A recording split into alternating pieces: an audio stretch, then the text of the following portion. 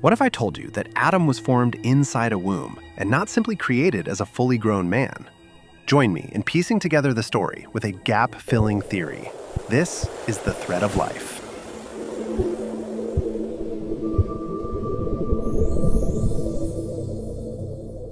Humans are storytellers by nature. We remember history by passing stories across generations. The Bible tells us about Jesus and the beginning. Egyptian hieroglyphs preserved the pharaohs and their gods. Norse sagas told of gods, giants, and the end of the world. But to understand any of it, we have to go back to the very start, billions of years ago, maybe trillions. Science and scripture disagree on the clock, but they agree on the moment. However, a day for God could be eons. What is right and wrong is for us to unravel. From nothingness, a complete dark void in the vacuum. In the Bible, God begins with words, "Let there be light."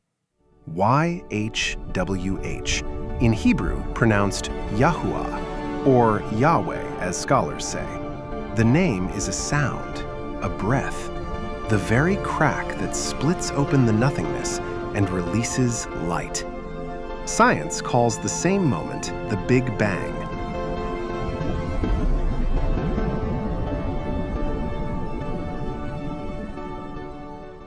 Across unrelated cultures, in science and in scripture, the same pattern appears. Sound came first. The Vedic Om, the Egyptian creation by speech, the Mayan gods who spoke the earth into being, the Aboriginal ancestors who sang the world into existence. Geographically independent, no cultural borrowing possible, all converging on the same first note. From that crack, light pours out. And the light itself is God, Yahuwah.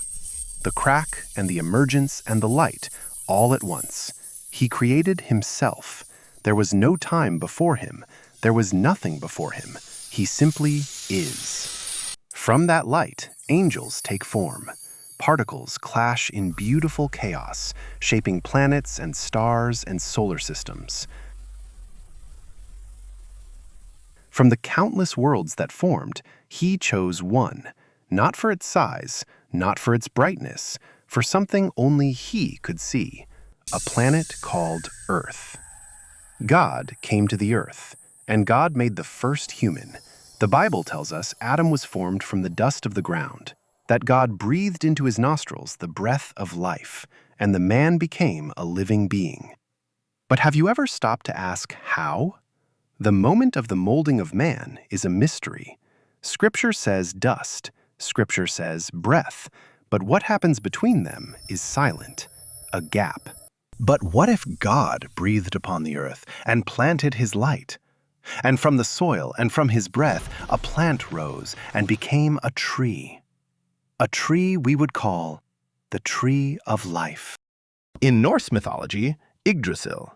In Zoroastrian Persia, Gaukarina. In ancient Egypt, the sycamore of Hathor. Three unconnected civilizations, the same object that gave life. A tree that gives life. A tree that cradles a womb. At the center of our tree of life was a pocket of sap, a cradle of amniotic fluid. And inside it, a fetus was forming, a child being shaped, a child who would be named Adam. A vine grew from the branch to his belly, an umbilical cord, and the belly button, the navel every human carries, is the scar and the sign that proves where we came from. The tree gave Adam nutrients and sustained him with life energy, and if forever attached, he will forever be alive and immortal. This is how the story of God the Father and Mother Earth came to be. Dust is the catalyst. The tree of life is the process of molding, and if either ever burned, both would return to dust. Because dust was always what he was made of, the tree was only how. Genesis 2:7 says, "From dust." Genesis 3:19 says, "To dust you shall return." Both are true. And the tree is the process by which God molded the first human from dust. In Egyptian tales, the dead were buried in coffins of sycamore wood, returning them to the womb of the mother goddess. In that same Zoroastrian tradition, the tree gave life to more than one. Mashia and Mashiana, the first man and first woman, emerged together from a plant that grew from the body of the first proto-human. One plant, two lives. In our tale, Adam came first, and Eve was created from his rib. How is that possible? The answer is in the Hebrew word tselah. Let's dive deep together in the next chapter of The Thread of Life.